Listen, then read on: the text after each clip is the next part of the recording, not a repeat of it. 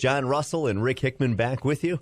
And if, like the two of us, you were a huge fan of Paul Revere and the Raiders and TV shows like Where the Action Is and Happening, then you'll be thrilled to know that our guest this morning is none other than the lead singer that took that band to the heights of success, as we welcome to the Saturday Morning Jukebox, Mr. Mark Lindsey. Hey there, guys. I'm glad to be here. It's a treat for us, Mark. And first of all, I guess we can simply ask, how was it that you were first drawn to music? I started singing in the womb. No, I'm not sure about that. But my earliest memories are listening to the radio and hearing the songs, and I started singing along. And at the age of 4, I think it was, 3 or 4, I had a sister that was a year or two older than me, and we used to sing in harmony around the house. And we went to see a band in a park that was near us in Caldwell, Idaho. And the entertainment didn't show up. The band didn't show up, so the MC is saying, well, you know, the band's not here, but if anybody out there can sing a song or say a poem or something. And my mom raised her hand and said, well, my kids can sing. So we got up and we sang You Are My Sunshine, the old Jimmy Rogers song, right? The guy lowered the microphone for me. I think I had to reach up to it at its lowest height. But I remember singing and watching the crowd smiling. I thought, man, this is fun. This is a good thing. And from then on, I was hooked. Fantastic. Well, you were born out in Oregon, and it was kind of a crowded family. You were one of 8 children, I understand? Yeah, but most of them didn't come along. It was just me and my sister until I was 15. And at age 15, I left and hit the road, and then the rest of the family started coming along. Well, actually, I had a couple of younger sisters just before I left. So the population explosion hit after you left home, kind of, huh? Yeah, I guess they were trying to make up for the great loss. Well, an interesting story, of course, was how you met Paul Revere, and you two would form, of course, this legendary group. It was kind of an interesting meeting. I understand what you were working at a bakery, and he came in there to buy some hamburger buns, right? Yeah. Well, what had happened the night before? I was rehearsing I was with a band at that time called Freddie Chapman and the Idaho Playboys, and it was a country band, and I was the rockabilly singer. But right across the street from the guitar player, there was a hamburger stand, and Revere had a little white house next to it, and I could hear this rock and roll music, and he would play and jam with his friends. So he was hired by a band about that time, and they were rehearsing there. And the first gig they did was at the Elks Lodge in Caldwell, Idaho. So I heard about this concert. I went, man, it's all rock and roll. That's what I really want to do. I mean, country's cool, and I get to sing rockabilly, but man, an all rock and roll band, that's what I want to do. So Saturday night, I kind of crashed in there, and I wore real thick glasses most of my life. So I didn't have my glasses on because I didn't want to be uncool. So I can't see anything, but I can hear the music in the corner, so I kind of went through the crowd. I remember the crowd parted like the Red Sea. Like, here's this crazy skinny kid with this wild look in his eye. So I walk up to the bandstand, and they finished their tune. I said, hey, I want to sing a song. And they went, get out of here, kid. And then somebody said, well, let's let him do it. It might be funny. So they asked for what I knew, and I said, anything, which, of course, wasn't true. But he said, well, how about, you know any Jerry Lee stuff? And I said, sure. I mean, Jerry Lee Lewis, right? Mm-hmm. And he said, how about Crazy Arms, which was the flip side of, one of his big hits. But I happened to know it. I said, sure. So I got up and sang, and for that 3 minutes, it was just like being 4 years old again. I was watching the crowd as much as I could see the people standing in the front row, maybe. And it was great. I was kind of catapulted to another place, and it was wonderful. But as soon as the song was over, I got real nervous and shy, and they just kind of split and ran out of the place. Now, fast forward to the next day, which is Sunday, and as you said, Revere came down to pick up the hamburger buns because on Sunday, McClure's Bakery, where I was working, didn't deliver. So I'm the last person in the bakery. I've got my long baker's apron on and my baker's hat and my thick glasses covered with flour. And he comes in, and I'm waiting for his order, which I'm wrapping up, and he says, the funniest thing happened last night. We played at the Elks Lodge right up the street. I said, yeah? He said, yeah, it was a great dance, but in the middle of the dance, this weird thing happened. This crazy, skinny kid came up and demanded to sing a song. And I said, well, how was he? He said, well, he wasn't bad. And I whip off my hat and my glasses. Said, that was me. So he said, you're not bad, kid. Come on down and rehearse anytime. And shortly thereafter, he got fired from the band he was in. And we decided to start a band called the Downbeat, which evolved into Paul Revere and the Raiders. And the rest, as they say, is history. So that Superman Clark Kent disguise really does work, just a pair of glasses, I guess, right? That's it. And I've been shy all my life. There's like two Mark Lindseys. There's one that gets on stage and kicks ass. Well, yeah. Sure. Or whatever. And rocks and rolls. And there's the other guy that's just a normal, just quiet, like Mark Lindsey, you know? So it is. I kind of feel like Superman in a way. I'm Clark Kent most of the time, but once in a while I get to put on my cape. And I used to put on my three-cornered hat and my lace dicky, but now it's just an imaginary cape, and I get out and do it again. We're talking to Mark Lindsey, and just before you and Paul Revere changed from the Downbeats to Paul Revere and the Raiders, you cut a record that went on to great fame for another band. I'd love to hear that story. We're in Portland, Oregon. The band has reformed. We took a 2-year hiatus when Paul went into the service. I went down to California to keep the band going, and we toured as Paul Revere's Raiders, and Leon Russell was the keyboard on keyboards. Amazing. A little-known fact. So we did that, and we got back together, and watching Leon, I came back and said, Paul, you know, it's not good enough just to be a band. We've got to be a show band. We've got to just be the wildest band that ever was. So we were, and the Kingsmen, who were from Portland, were the number one band until we started just tearing it up, and people started coming to our gigs. Now, the Kingsmen and the Raiders were actually friends, but they built up a giant rivalry. Our managers did, so it would be like a battle of the bands thing. It was kind of like the Stones and the Beatles. They both hung with each other, but there was supposedly this giant rivalry. Sure. Wow, comparing us and the Kingsmen to the Stones and the Beatles, that's not... Anyway, we had to play... Louie Louie was a regional dance record that everybody in the Northwest, every band had to play about 3 times a night because it was a great dance tune. So I guess we and the Kingsmen and the Raiders got the same idea about the same time to record the song. So if you ask who recorded it first, here's my memory of that situation. We were in the studio. We had just cut Louie Louie and the flip side Night Train, which is an instrumental. I was packing up my sax in the studio, and the engineer came up to me and said, you know, if I were you guys, I'd get this tune out right away, Louie Louie he was talking about. And I said, why? He said, because the Kingsmen were in here 2 days ago, and they cut a demo of this same song. Now, what he thought was the demo was the finished record. They only recorded it once. Both versions came out in Portland at the same time. They were hometown boys, but their version sold 600. Ours sold 6,000. Wow. So we were off and running. And on the strength of that, we got signed to CBS Records. Now we're breaking into the stations up and down the coast, as far as San Jose. We're just ready to break into Los Angeles. When Mitch Miller, who was head of A&R, which means artist and repertoire for those who don't understand what that means, for CBS Records, he hated rock and roll with a passion. And he only signed the Raiders under pressure from the East Coast. So it was okay if we were in the Northwest. That wasn't bothering him. If we were going to have to hear that crappy music in Los Angeles, he wasn't going for it. So he told the promo men to stop promoting the record, which they did. So it just died right there. Flash forward to like about 6 months later to Boston, a DJ named Arnie Woo Woo Ginsberg at WMEX had a radio show, and he says, kids, I have found the worst record I've ever heard. I'm going to play it for you. It's a hoot. Stay tuned. And he played Louie Louie, the Kingsmen's version. Well, of course, phones lit up like crazy.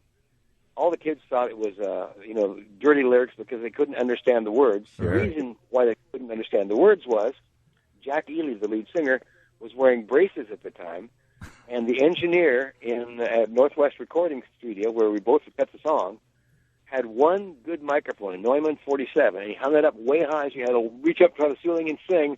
So here's poor Jack going, we gotta go. And, everybody, it was banned in Boston, and that was the beginning of the big push. And, of course, being banned in Boston meant it was really cool. The song took off, and became an enormous hit. However, as I like to say on stage, the Kingsmen got the record, we got the recording deal and the TV show, and everybody lived happily ever after, you know? Sure did. And, of course, that's such a storied song. It's great to hear your version of it and some extra elements I've never heard before. Rock your woman, it's a Louie Louie time.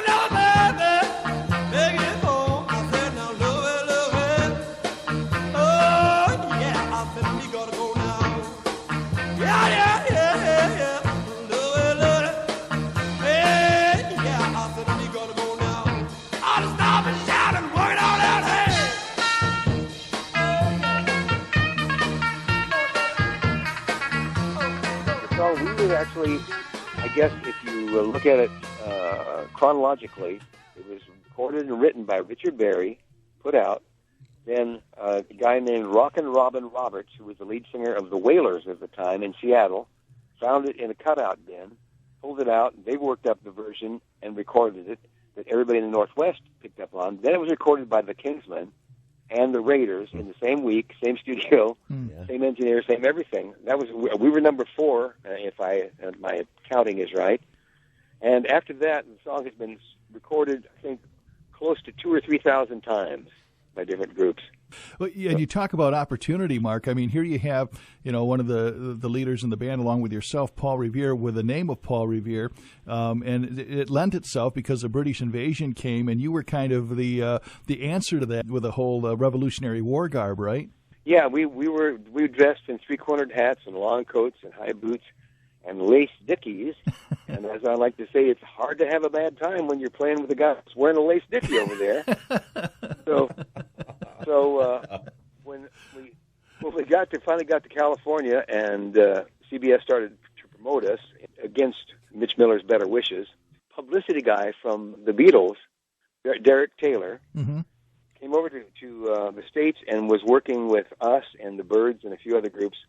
And he thought, well, this is great. Paul Revere and the Raiders, they could be the answer to the British invasion because, here was the Animals and the Beatles and the Stones and Herman's Hermits and all these groups were bringing back the songs that they'd learned from the same old black artists that we learned them from in the beginning and bringing back the music. So he kind of like put us up as the answer to the British invasion, and it caught on, and it was a great gimmick, a great publicity device. And the song that really got you the national attention and obviously really started the train rolling for you guys, I got to think, was what, Kicks, right? Yeah, our first chart record was a thing called Steppin' Out. Then Just Like Me was a big hit because we premiered it on Where the Action Is.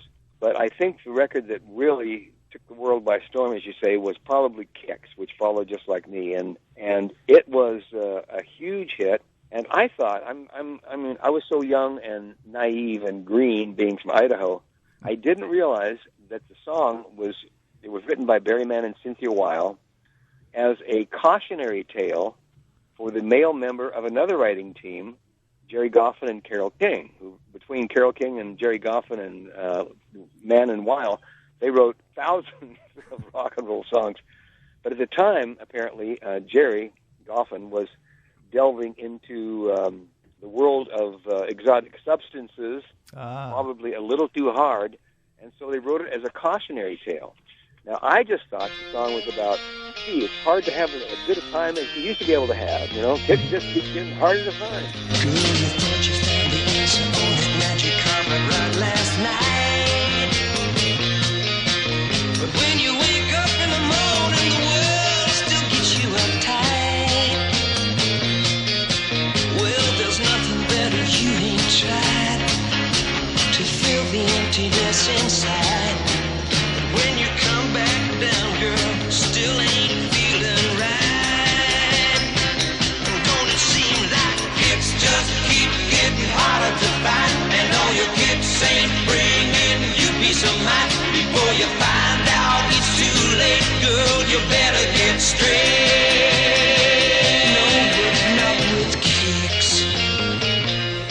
you just need help, girl.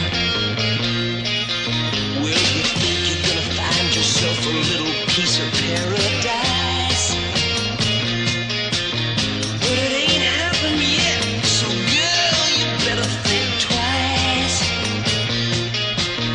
Don't you see, no matter what you do, you'll never run away from you. And if you keep on running, you'll have to pay the price. And don't it seem like it's just keep getting harder to find? And all your kicks ain't bringing you peace of mind. Before you find out it's too late, girl, you better get straight. No, you don't need kicks to help you face the world each day. That road goes nowhere. I'm gonna help you find yourself another way. Kids just keep getting harder to find, and all your kicks ain't bringing you peace of mind. Before you find out it's too late, girl, you better get straight. Don't it seem like kids just keep getting harder to find, and all your kicks ain't bringing you peace It of mind. wasn't until Newsweek magazine called me up and said, Time magazine, excuse me, my wife's editing me in the background. Time magazine called me up and said, Mr. Lindsey, how does it feel to have recorded the first anti-drug song? And I said, I did? I didn't realize it was what the statement was all about. I just thought it was about not having as good a time as you could before. But there you go. Wow. It was a big hit. How was it that you decided to make a comedy and some zany antics a part of what you were doing on the road and when performing live? Well, Revere is a natural comic. I mean, he grew up. His favorite artists were like the Marx Brothers and Victor Borge, and just the Three Stooges. And he loved a slapstick comedy. And Danny Kaye, he liked Danny Kaye, and he was very good at it. So I was kind of the straight man, and I was Dean Martin, and he was Jerry Lewis. We'll put it that way. And it worked very well. It just kind of, it wasn't anything that anybody thought about. It just kind of happened and evolved into what became Paul Revere and the Raiders. I've got to think, too, that while you're seeing chart success and you're selling a lot of singles, that you're doing some traveling on the road. And how was the band received, and what was traveling like for you and the group in those days? Well, it was on the road. I would say I remember a couple of years that we're on the road for like 200 days, and when we weren't on the road, I was in the studio, and we weren't in the studio, and we were doing television shows. So there was a couple of years, 2 or 3 years there, when all I ever saw was the road, the inside of a studio, and being in front of a camera, which I didn't mind at all. I mean, music is my life. It sure was. That was all I cared about. I really didn't. I mean, I read about myself in teen magazines going out on all these exotic dates with all these exotic models, but it never happened. I really wasn't dating anybody. I didn't have time. It was just on the road. And how we were received was with great enthusiasm. There was a wave of what I'll call Raider mania. I guess all the teenage girls in America had seen Hard Day's Night and thought it was the thing to do. Mm-hmm. So there were screaming crowds. And because of where the action is, we were on 5 days a week. Because of that, and the Sullivan Show and the Smothers Brothers Show and all the specials we did and all the shows we did about almost 1,000 network television appearances, which is, I guess, makes me the most televised lead singer in maybe in history. I don't know. Those television shows, just were fantastic. You had to be among the first of the groups to really be able to market yourself, not only record wise, but also through television. You guys are kind of like the first monkeys, weren't you? In a way, I guess you could call it that. It was a precursor to MTV in a way. Yeah. Up to that point in time, if you had a record, you had to tour a lot, which we did. But if you toured, you still couldn't hit all the places in a timely fashion. But with television, you could get everybody in the nation at one time, and so that happened. We'd premiere a song on the show, and 2 weeks later, it'd be on the charts.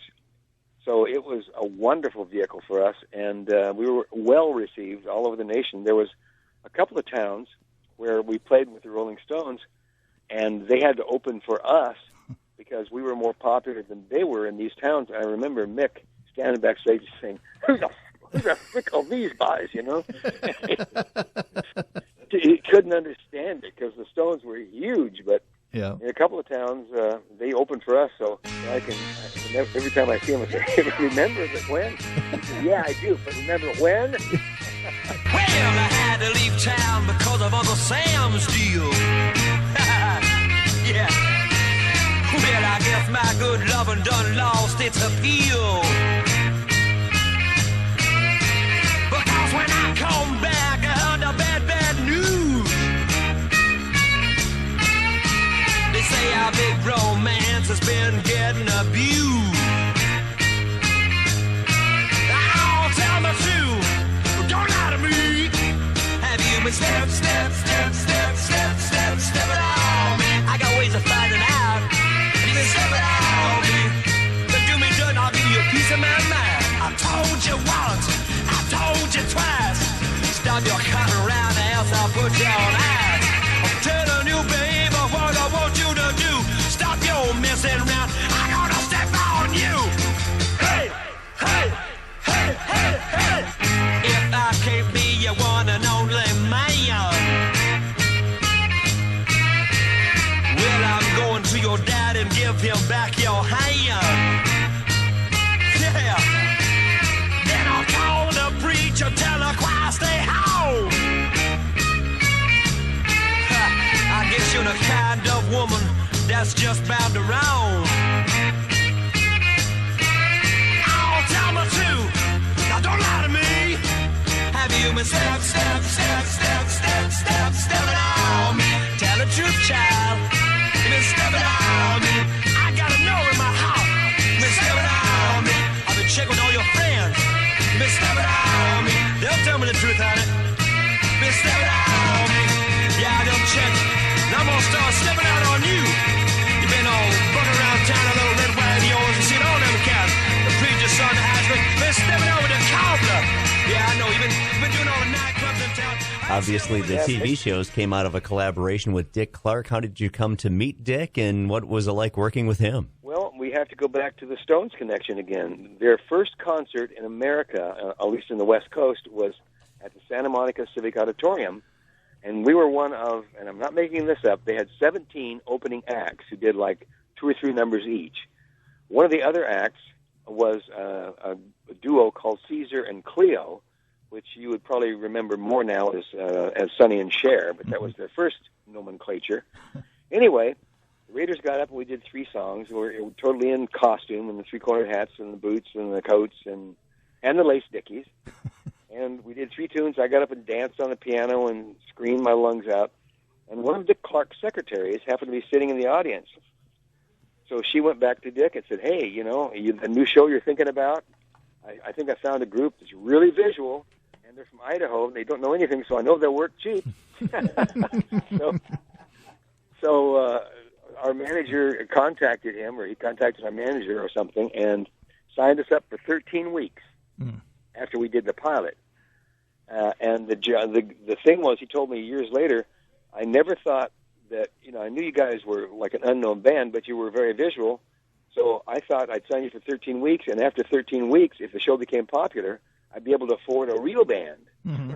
But we became that real band, and we were there until the end of the show. It lasted almost 3 years, and it was a lot of fun. And you went on, of course, the show. I really remember when you did the show. That the song, I guess I'm trying to say, is that I remember from the show a lot was "Him or Me." That almost seemed to be kind of like the theme song for you guys a little bit, wasn't it? It was one of our biggest hits, and one of Terry Melcher's. I have to give Terry credit here. Terry was our first producer, and he was the producer on songs like Kicks and Hungry and Good Thing and Just Like Me. And Just Like Me, it's one of my favorite records. It was, at that point in time, Terry was really getting ready to expand things. And he was a fan of the Beach Boys, but he also liked what Phil Spector was doing, that wall of sound thing. Mm-hmm. And Phil would get that by bringing in, instead of a guitar player, a bass player, and a keyboard player, he'd have 2 or 3 keyboard players, 3 or 4 drummers, and 4 or 5 guitar players, and you couldn't hear anything but this wall of sound. So on Him or Me, Terry and I wrote it, and then we went in and cut it with just a vocal and a piano and a metronome. So that was the basic track. And on top of that, Terry brought in 4 guitar players. And one of them was Glenn Campbell, one of them was Ry Cooter, and one of them, 5 guitar players were on that cut. There was Jerry Cole was on that too. And I can't remember the other 2 guitar players. There were 3 drummers, Jim Keltner, Jim Gordon, and Hal Blaine. 2 keyboard players, Larry Nechtel and Terry. And I can't remember, the bass player I think was Joe Osborne. But it was just an incredible sounding record. It had so much energy with all those musicians cranking away in the studio at one time. It just worked really well, and I love that song today. It's just like me to say to you, love me do, and I'll be true. And what I'd like for you to say is you'll come home to me each day. How you'll be my girl, that's what I want. Just you, sweet girl, not a front. It's just like me, I feel so blue, and I fall so much in love with you. Oh, it's just like me, it's just like me. I act a fool, that's how I'll be.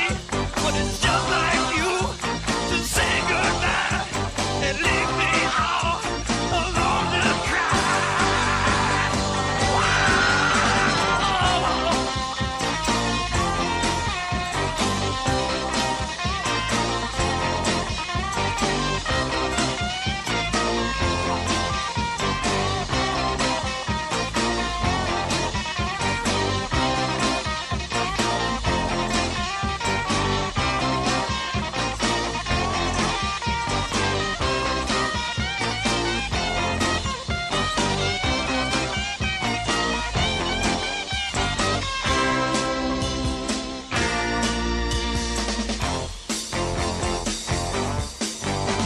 It's just like me to say to you, love me do, and I'll be true. And what I'd like for you to say is that you'll love me here each day. Oh, oh, oh, it's just like me, it's just like me. I'm the fool, that's how I'll be. Oh, it's just like you to say goodbye and leave me alone to cry. Oh, just like me, oh, it's just like me. It's just like you, it's bad. It's just like you. Oh, it's just like me. It's just like me. I want your love. I gotta be. Oh, it's just like me. For those who don't know, Terry Melcher, of course, was the son of Doris Day, and the two of you became very good friends, even shared a house that became probably more famous than most of the groups you've ever performed with. Yeah, unfortunately, fortunately, in a good way, it was a great place. It was the house 10050 Cielo Drive in Benedict Canyon, and it was a great place. It was like the party pad. I mean, people would drop by all the time. Jimi Hendrix, I met Jimmy up there, and Donovan, guys from Mamas and Papas. Everybody dropped by. It was just a place to hang, and it was a lot of fun. I remember sitting in the Rose Garden in 1967 with Terry, summer of '67, thinking, "Man, it just doesn't get any better than this," and it really didn't. It was really the peak of music career of music at that time. Good feeling music. And then, of course, Terry and I had a 2-year lease on the house, and toward the end of the lease, he and Candy Bergen had this giant affair. So I'd come home from tour, and I'd feel like the fifth wheel. So I said, "Look, Terry, we have about 6 weeks left on the lease. I'm going to just split and find my own place, and you and Candy have at it." So I left, but there were a couple of meetings with this really weird guy that Dennis Wilson brought up. Who I forgot to mention, Dennis was there all the time. He and Terry and I would ride every weekend up on Mulholland on our bikes, on motorcycles. I came home one day and walked in, and there's this giant meeting in the living room, and all these attorneys and Terry and Dennis, and walk into the kitchen, and this weird-looking guy in a blue work shirt and jeans is sitting down on the floor, leaning against the refrigerator, and I'm trying to get a cold beer or something out of the fridge, and I said, "Excuse me," and I tried to open it, and he was like a doorstop. And, he wouldn't look at me, and he wouldn't move, and he wouldn't talk. So I went in the kitchen and said, "Hey, who's the weird guy in the kitchen? They said, oh, that's Charlie. He's okay. Well, Charlie was Charlie Manson, and he wasn't okay.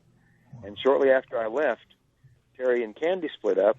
So Terry moved out and sublet the house to Roman Polanski. And I guess people know the rest of the story. But for a while there, it was a great place. It's now been torn down, and another house built in its place because they couldn't really sell it, and it always apparently had weird vibes after that, and I don't wonder why. Yeah, exactly. So you start thinking that Terry was originally probably the target of Charlie. I mean, he knew that house, and for whatever reason probably picked that. So when you talk about a breakup is never a good thing, but boy, that breakup really saved his life, didn't it? Yeah, it probably did. I don't think Manson was after Terry. I mean, he was after the establishment. Okay. He knew Terry had moved out to his mom's house, Doris's place, on the beach.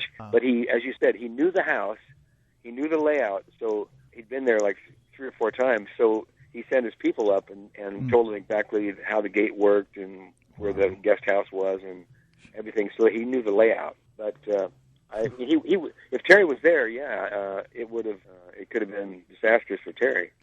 And that concludes part 1 of our interview with Mark Lindsey. And John, not only a great guy, but really a fascinating background to discuss. Oh, I'll tell you what, who's who of the pop music field back in the 1960s, some of the people that he rubbed shoulders with, and just a fascinating interview with that guy. Can't wait to hear part 2 of Mark Lindsey, and you'll get a chance to hear that following the Saturday Morning Jukebox.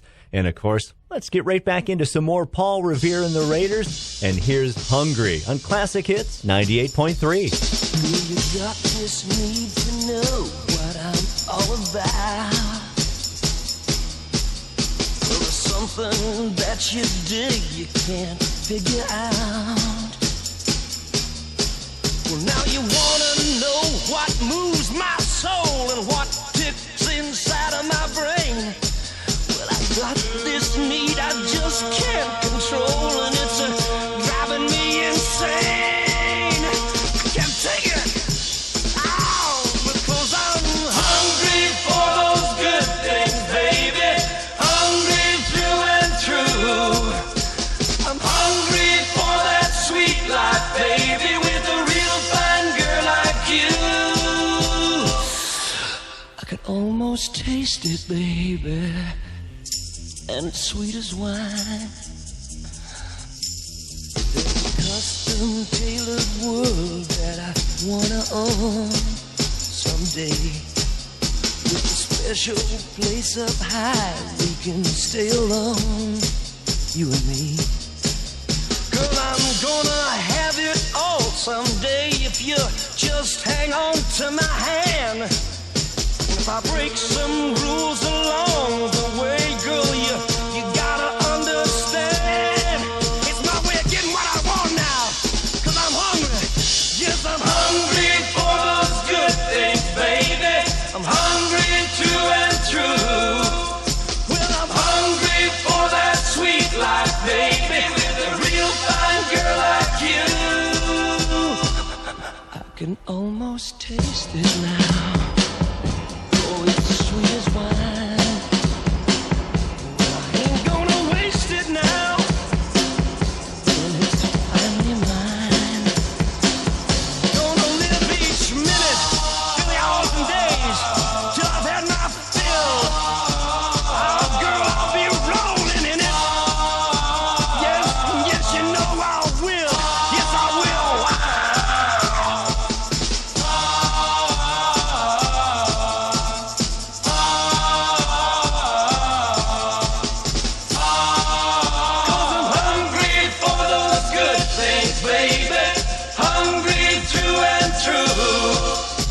I'm hungry for that sweet life, baby, with a real fine girl like you.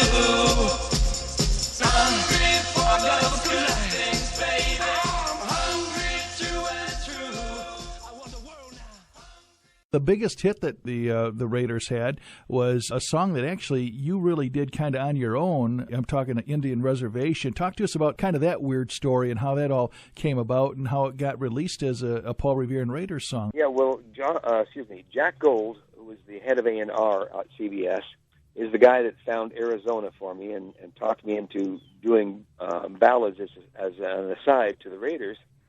And after Arizona went platinum, he came to me several months later, about a year later, said, "I've got your next single." So I said, "Sure, let's hear it." So I go into his office and he plays Indian Reservation. And I knew the tune. I said, "Jack," I said, "I hate to tell you this, but this song was out about 6 months ago here in the States, and it only made it up to the 50s or 60s and fell off the charts by what was the guy's name that had it? I'll think of it in a minute." But anyway, he said, "Well, yeah, that may be so, but right now it's number one in England, and you're part Native American, aren't you?" I said, "Yeah, I have some Cherokee in me." He said, "Well, this is perfect for you."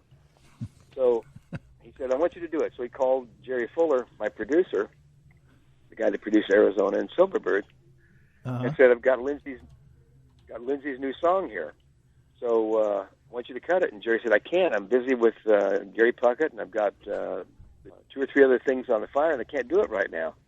So Jack comes back and says, "Okay, Lindsey, you produce it." And I said, "No, wait a minute. I'm producing the Raiders, but that's different. I can be a little more objective about that because I'm just one guy, but I can't produce me because how can I be objective about that?" Right. But he said, "Hey, you got to do it." So I went in and got the best musicians I could find, and got Artie Butler, the guy that did Arizona for me, cut the track, and it came out incredibly. I thought, man, this is happening, but I was so close to it that I couldn't really decide. I mean, I could usually pick one of our records and get a chart position within 5 points either way. I could say, okay, this is going to be like 15 to 20, whatever. But Indian Reservation, I thought truly that it was either going to be the biggest hit we'd ever had or the biggest flop we'd ever had. So I really couldn't call it. And so Jack says, "Look, if you're, I think this is a great single for Mark Lindsey, but if you're really ambivalent about it, let's put it out under the name The Raiders." So we did that, and of course, it became the biggest selling single in the history of CBS to that time, and the biggest record the Raiders never played on. They took the whole Cherokee Nation, put us on this reservation, took away our ways of life, the tomahawk and the bowie knife, took away our native tongue, and taught their English to our young.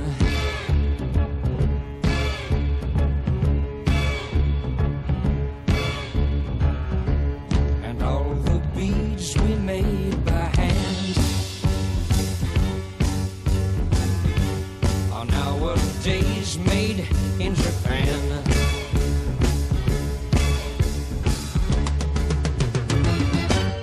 Cherokee people,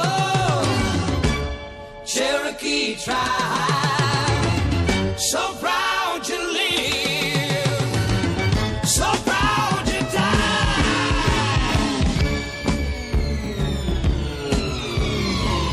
They took the whole Indian nation, locked us on this reservation. I wear a shirt and tie, I'm still part red man deep inside.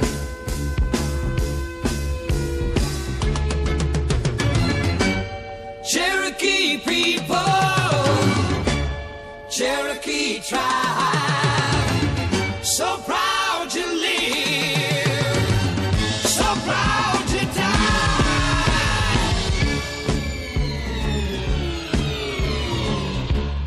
Maybe someday when they've learned, the Cherokee Nation will return, will return, will return, will return, will return. speaking of that now, obviously that's at the tail end of your relationship with the Raiders. Was it a thing, Mark, that whole thing had just kind of run its course? Well, I guess it was kind of like any relationship, like a marriage. You're together for a long time and it works, and then you kind of grow apart. And that's kind of how it was with the Raiders toward the end. Paul wasn't really that flexible musically, and I was, as you say, I was wanting to stretch out a little bit. So there came a time when we just didn't see exactly eye to eye, so I left the group. And the band actually broke up then for about a year and a half. 2 years later, Paul started another group called Paul Revere and the Raiders, but not, it wasn't really, it was more with a whimper than a bang. It was just kind of like, it was time. We had a great run. I think Revere and I were together for like 15 years, from 1958 to the 70s. So we had a good run. It worked for a while, and when it worked great.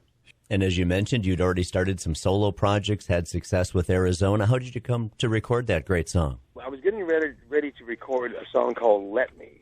And that song, by the way, I think only made it to the 30s and finally went gold, which is weird to me. But anyway, I'm in the studio getting ready to do the vocals on Let Me, and the engineer in the booth said, give me some vocal level. Instead of belting out Let Me, I had just run into Johnny Mathis in the hallway, because at CBS, you'd run into Johnny Mathis, Dylan, the Byrds. It was like a constant, it was like kind of a who's who of the music business there. Man. So I had just seen Johnny, so when he said, give me a level, I started singing, chances are, since I wear a silly grin, the moment you come into view. And I just sang a few lines of it. Well, Jack Gold happened to be passing by, and he stuck his head in the booth about that time. So he'd never heard me sing like that. So he calls me to his office the next day and said, okay, Lindsey, you're going to do an album of ballads. I said, what do you mean? He said, well, I heard you doing Johnny Mathis. I said, no, I wasn't doing Johnny Mathis. Only Johnny Mathis can do Johnny Mathis. He said, yeah, but I want you to do some a softer side, Mark Lindsey. So that's how I began to do Arizona and things. But it was really because I was just goofing off in the studio. She must belong to San Francisco. She must have lost her way. Posting a poster of Pancho and Cisco one California day. She says she believes in a Robin Hood and brotherhood and colors of green and gray. And all you can do is laugh at her. Doesn't anybody know how to pray? Arizona, take off your rainbow shades. Arizona, have another look at the world, my mind. Arizona, cut off your Indian braids. Arizona, hey, won't you go my way? Strip off your pride, you're acting like a teeny bopper runaway child. And scrape off the paint from the face of a little town saint. Arizona, take off your hobo shoes. Arizona, hey, won't you go my way?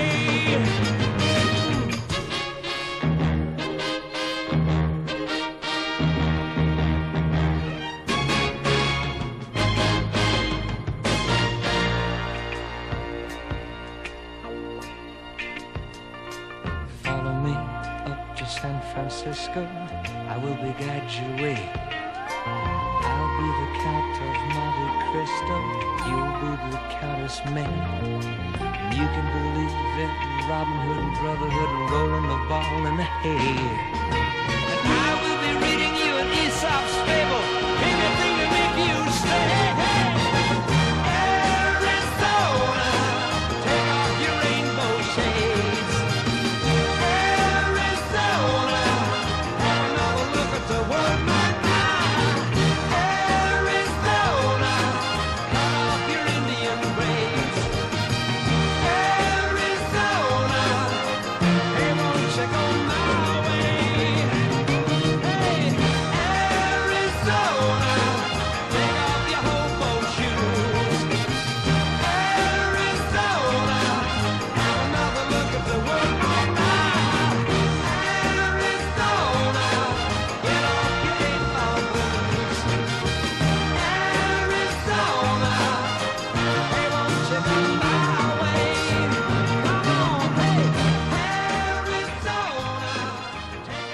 It had to be such a surreal time, and like I said, we've talked with Tommy James, Rick and I in the past, and Gary Puckett and those guys, and Bobby Goldsboro about, hey, I'm sitting down, I'm talking to Bob Dylan, or hey, I had dinner with the Beatles and stuff like that. I mean, it was really, I mean, it's oversimplistic to say it was a magical time, but it really was a magical time, wasn't it? I mean, even as you're in the middle of all that, did you say, hey, I'm out hanging out with Dylan and stuff like that, or was it just like hanging out with your best friends and it wasn't a big deal?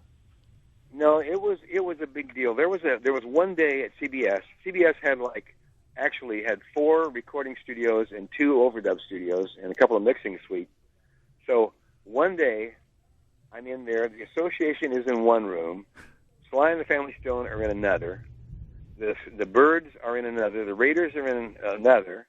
Janis Joplin was doing some overdubs in a room, and I was talking to Linda Ronstadt for about half an hour trying to cheer her up in the hallway because her band, the Stone Ponies, had just broke up. Of course, she went on to bigger and better things.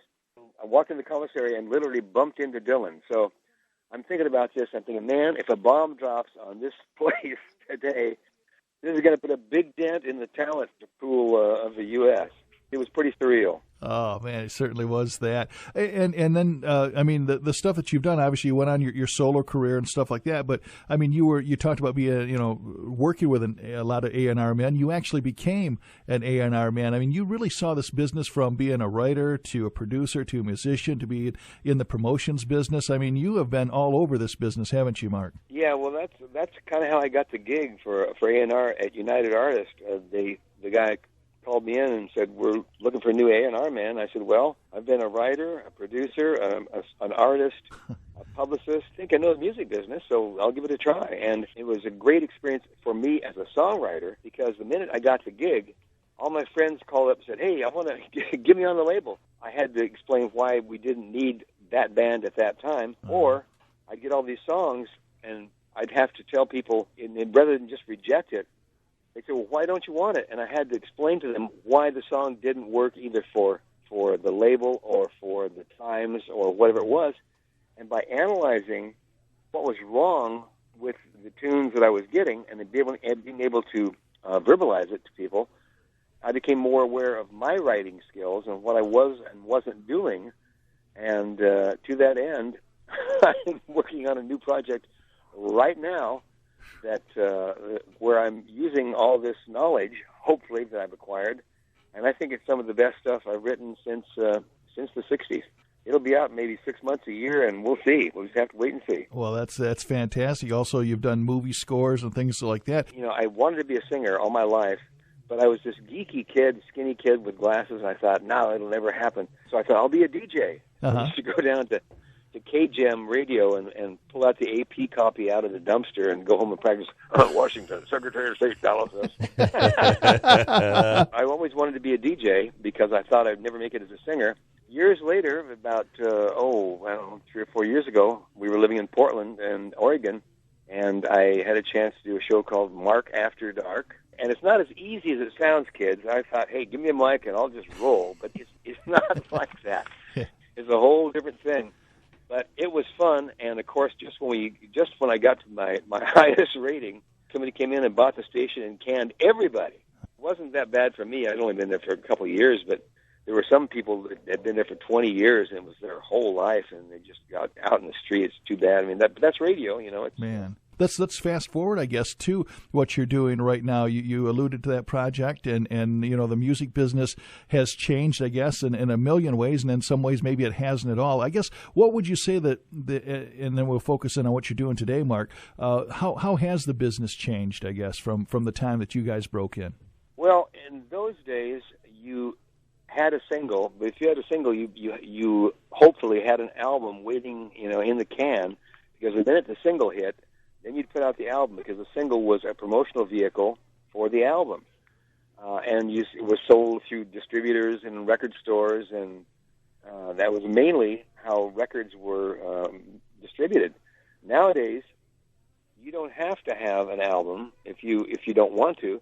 You can just do one song, a single, and put it on the web, and if it's the right single, the right sound, gets the right exposure on Facebook and YouTube and Twitter and whatever, it can go viral and you can have a hit. And of course, it's instead of going to your favorite record store, which doesn't exist anymore. You just download it, and hopefully not too many people hack into it and get it for free. Hopefully they pay iTunes or somebody, so you make some money. But in one way, the record business is totally gone upside down. I mean, it just doesn't exist the way it did. But there's more opportunities for small groups. They can play a gig. They can record their own stuff. They can sell it themselves. They can put it online. So in one way, it's much more democratic.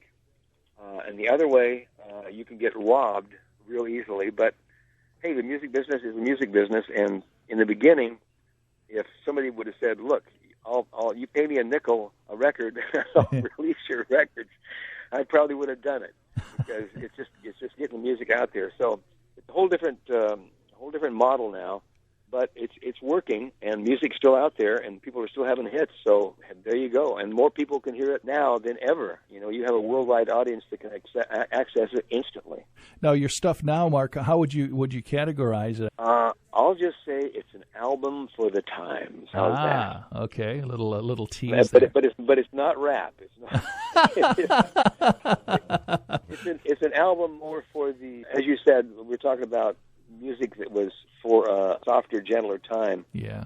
Hopefully, it will elicit some of those memories. It's kind of a comment on a lot of things. I can't get into it too deep. You'll just have to wait and hear it. But it's just good music. What can I say? Hey, man, basically, what I'm trying to do is make an album or a CD or a collection of downloadable digital bits that is just something that you want to put on and listen to. Trying to make a listenable album. That's what I'm trying to do. Sure. And would that be available through your website when the time comes, or obviously you'll be marketing it as well? But is that one of the outlets? Well, yeah. If people want to go to Mark Lindsey, MarkLindsay,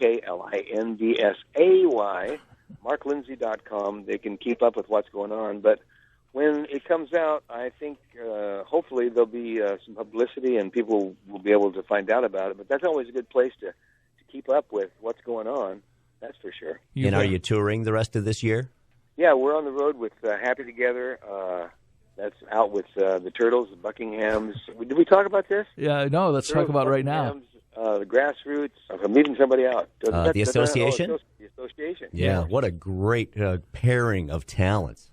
Oh, yeah, it's like 2.5 hours of nothing but solid gold. It's a lot of fun. And for you guys, I mean, obviously you met back in the day and were working together with a lot of these guys. So it's a chance for you guys to kind of kick back and reminisce and tell some old war stories, I would imagine, right? Oh, yeah. And just the fact that we're still alive and out there is amazing. I mean, so many of my peers are no longer with us. I mean, just in the Raiders, we lost Drake, the most incredible guitar player that I've worked with for years, a couple of years ago, and Smitty a few years before that, the drummer. Mike Smith, a great lead singer from the Dave Clark Five, and there's so many people that are no longer with us. It's sad. So I'm just glad to be able to get out there and keep rocking and rolling. Rock and roll keeps you young, but you got to work at it. You sure do. And also, you've been traveling. How I came across you, I was just kind of trying to catch up with you a little bit, and I ran across your website, and you were, I think it's the Traveling Minstrel or something like that, where you're keeping folks up on some of your travels. So obviously, you're getting out and just seeing the world a little bit now too, aren't you? Yeah, we're basically. I mean, in the last 20 years. Since I met my wife, we've lived in Oregon, California, Arizona, all those places twice, Nashville, Memphis, upstate New York, and Jupiter, Florida. And we were in Florida about 2 or 3 years, and we started to get itchy again. And she said, well, where can we go? And we looked at the map, and we've been everywhere. So I forgot about Maui for 8 years. Ooh. That was a nice little side trip. Yeah. But anyway... So Deb says, well, why don't we get an RV and just travel around a couple of years and see how we like it? If we don't like it, we'll settle down. So we've been doing it for the last almost 9 months. And in that time, I've written more songs than I've written in the last 15 years. Wow. It's been like a total renaissance experience for me. I feel like I'm 18 again. In fact, I weigh the same as I did when I was 18, and I've got that kind of energy, and like I'm just hungry for those good things, baby. And I get out and do 5 or 6 miles every day, and that's when I write in my head, and it's just incredible. We move about about every 2 weeks. Right now, I'm sitting looking at the Loxahatchee River and an old alligator swimming by, and it's I'm living the life. What can I say? The Happy Together Tour continues the rest of this month and August, and it'll roll from New York to California, Florida, and most states in between, so they'll certainly be appearing near you. Closest ones to us here in Michigan will be a couple of great dates in early August in Ohio, both Sylvania and Kettering, Ohio. And certainly will be a great show with Flo and Eddie of the Turtles, the Association, the Grassroots, the Buckinghams, and today's guest, Mark Lindsey. Hey, Mark, you're taking a long time with us here, but we try to recap your life a little bit, and it's what a life it has been. And it's great to hear you in good voice and still out there knocking them dead on the road after all these years. Well, I tell you, it's again, the new lifestyle has really, really changed my whole attitude. And I truly feel, if I don't look in a mirror, I feel like I'm in my 20s. So it's just a great time to be alive. Music is good. Some people are knocking the music today. I happen to like Lady Gaga. I like some of her. She's a great, very talented person. I like Katy Perry. There's a lot of groups that are happening today that are really cool, So don't reject anything. And I hated some of the new music when it first came out, and then I decided, wait a minute, if I don't like it, I better find out why I don't like it. And so I got more into things, and some stuff I like, some stuff I don't. It's like any other genre of music, any other time. Mm-hmm. But there's still a lot of good stuff out there, including some of the classics. And I'll tell you what's a thrill for Rick and us here doing Classic Hits Radio is certainly we have, the gang that came up, listened to you guys at the time, and even their kids. But now all of a sudden we're getting the kids as kids. And when you get a call from a 20-something that wants to hear a Paul Revere and the Raiders or a Mark Lindsey or the Beatles or something like that, I mean, that's brand new music to that generation. And it's always a thrill for us, because it just keeps the music alive, keeps the music going a little bit. Yeah, it's when I look out in the audience and I see 3 generations out there, and the young kids know the words to the songs. I mean, they evidently they've got into the old vinyl that was stored in the basement, or they're listening to your station. But sure. Whatever it is, music that worked for teenagers back in the day still works for teenagers back in this day. So it's a timeless music. And comment on that. Every other genre of music, whether it was swing, ragtime, show tunes, good music, most music had a 10-year, 15-year period when it was really popular. Right. And when rock and roll hit in the late 50s, people predicted it would last for either 5 to 10 years and be gone. And of course, rock and roll has refused to die. So it's the longest running genre of one form of music that I know of, except for, of course, classical. I mean, Mozart's always going to be Mozart and always going to be good. Well, Mark, we certainly appreciate all the great time that you shared with us today. And on top of that, of course, all the great hits, whether it was with Paul Revere and the guys, or whether your incredible solo career and the things that you brought to television. A couple of very important years for me when I got to watch that show is something you looked forward to at the end of every afternoon. And, boy, it's meant a lot to us and to share some time with you today. Well, thanks, guys. I really appreciate it. Thanks for taking the time, you guys. And thanks for sharing some of my life with some of your listeners. And I hope to see everybody that can out on the show, Thank you, Mark and John. Just another great chat with one of our all-time favorites. And you can learn more at marklindsey.com, including that Happy Together tour schedule. I know you and I wish we were there. Don't forget, next Saturday, right here on the Saturday Morning Jukebox from 6 to 9, we'll welcome 2 brand new sponsors to the show. Herbie's Cafe on Laketon, east of the freeway, and Booked for the Season on Lakeshore Drive in Lakeside. We'll have $20 gift certificates good at both of those fine establishments. Herbie's Cafe on Laketon, of course, open for breakfast and lunch. And Booked for the Season on Lakeshore Drive is your book emporium. used books. They have books on consignment. And, of course, they're great for your own personal entertainment year-round. Stop in and say hello to Ashley. $20 gift certificates to both locations. We'll also get you registered for yet another chance to win a $25 Meijer gift card. Good at any of the Meijer locations in our area. And, of course, we'll have cinema carousel movie passes. So we've got the prize catalog just stuffed for a great Saturday morning jukebox next week. And as John and I say goodbye, have a wonderful weekend. And don't forget, I'll be on site at Bike Time beginning at noon today from Hot Rod Harley Davidson. John will be back here spinning all of your requests at 830-9830. Brian Howe of Bad Company on stage completely free of charge tonight. Come on down, check out the things happening at Bike Time, another wonderful part of your West Michigan summer. As John and I say goodbye until noon today, we'll leave you with another one of the classics from the great Mark Lindsey. Have a wonderful weekend, everyone. See you at Bike Time. Get aboard the Silverbird, departing gate 19.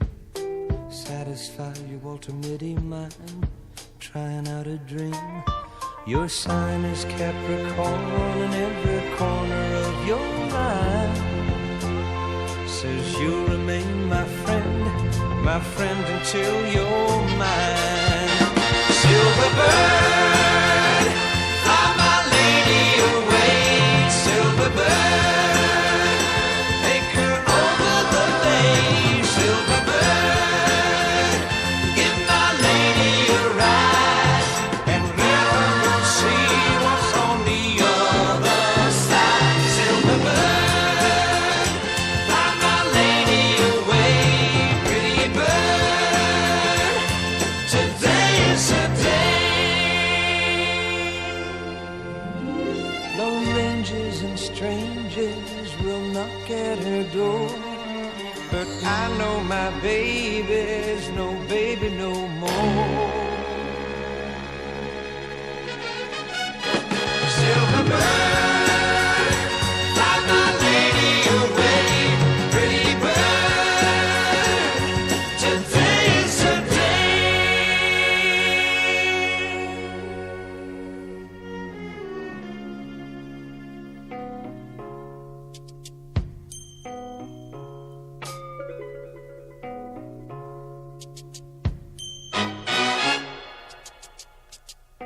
When you come home, my crazy heart will greet those silver wings. Your pet dog will remember you, and I'll carry your things. We'll catch your running makeup, and you will look just fine. And you remain my friend until you're mine.